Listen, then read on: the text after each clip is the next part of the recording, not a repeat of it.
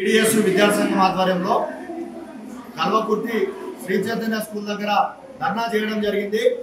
Nursery విద్యార్థులకు 3000 రూపాయల books అమ్ముతూ ఇక్కడ ఫీజుల దోపిడీ చేస్తున్న పరిస్థితి ఇక్కడ శ్రీ చైతన్య కల్వకుర్తి స్కూల్లో ఉన్నది. వీళ్లకు శ్రీ చైతన్య స్కూల్ పైన పర్మిషన్ ఉంటే Sri Chaitanya school techno curriculum అని పెట్టి టెక్నో కరికులం పేరు మీద సిబిఎస్ఈ సిలబస్ పేరు మీద లక్షల రూపాయలు ఫీజుల దోపిడీ చేస్తున్న కల్వకుర్తి శ్రీ చైతన్య స్కూల్ పైన చర్యలు తీసుకోవాలని మేము డిమాండ్ చేస్తా ఉన్నాం. అదే విధంగా ఈ స్కూల్ పైన కల్వకుర్తి ఎంఈఓ గారు స్పందించి చర్యలు తీసుకోకపోతే టీడీఎస్ విద్యాసంఘం ఆధ్వర్యంలో పెద్ద ఎత్తున ఉద్యమాలు చేస్తామని హెచ్చరిస్తా ఉన్నాం. అవసరమైతే కల్వకుర్తి ఎంఈఓ ఆఫీస్ ను కూడా ముట్టడి చేస్తామని ఈ సందర్భంగా హెచ్చరిస్తా ఉన్నాం.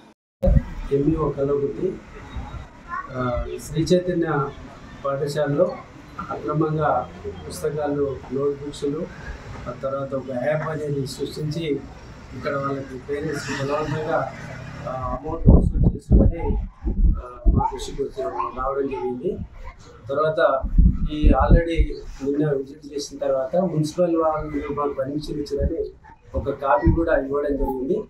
మరి ఆ కాపీ చూసిన తర్వాత ఇది వాస్తవమా కాదా అనేది మరి మున్సిపల్ ఆఫీస్కు కమిషనర్కు ఫిర్యాదు చేయగా అక్కడ ఇది కాపీ ఇంకా పర్మిషన్ రాలేదు, ఒకటి ఆన్లైన్లో చేసుకోవడం. ఏంటి పర్మిషన్ దేనికి సార్? పుస్తకాలు అమ్మడానికి ఇట్లా పర్మిషన్ వచ్చిందని చెప్పడం జరిగింది. అది అవునా కాదా అని, వాస్తవా కాదా అని మున్సిపల్ కమిషనర్ సంప్రదించగా ఇది మా ఆల్రెడీ పర్మిషన్ తీసుకోలేదు, ఇది కాదు, మనకు మీకు వాళ్ళు తప్పుడు సమాచారం ఇవ్వడం జరిగింది కాబట్టి మున్సిపల్ కమిషనర్ గారు వాళ్ళ సిబ్బందిని పంపడం జరిగింది.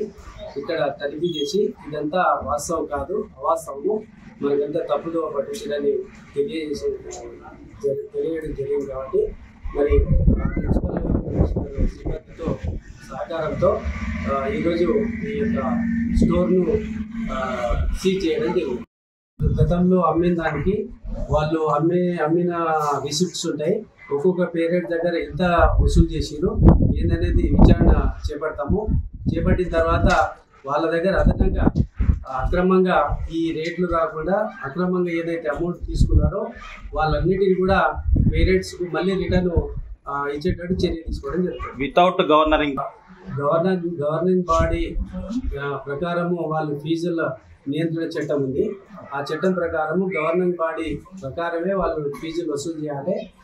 అట్లా కాకుండా మేము క్షుణ్ణంగా ఆ యొక్క రిసిప్ట్లన్నీ కూడా వెరిఫై చేయడం జరుగుతుంది.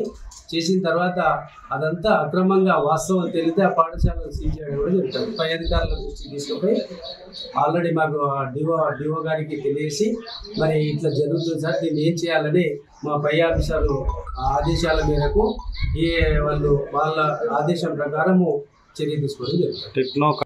తర్వాత అక్కడ ఆ పాఠశాలలో ఏం జరుగుతున్నాయి మొత్తం అన్ని విషయాలపై సమగ్రంగా విచారణ చేసి నేను డిఓ సార్కు నివేదిక అందించడం.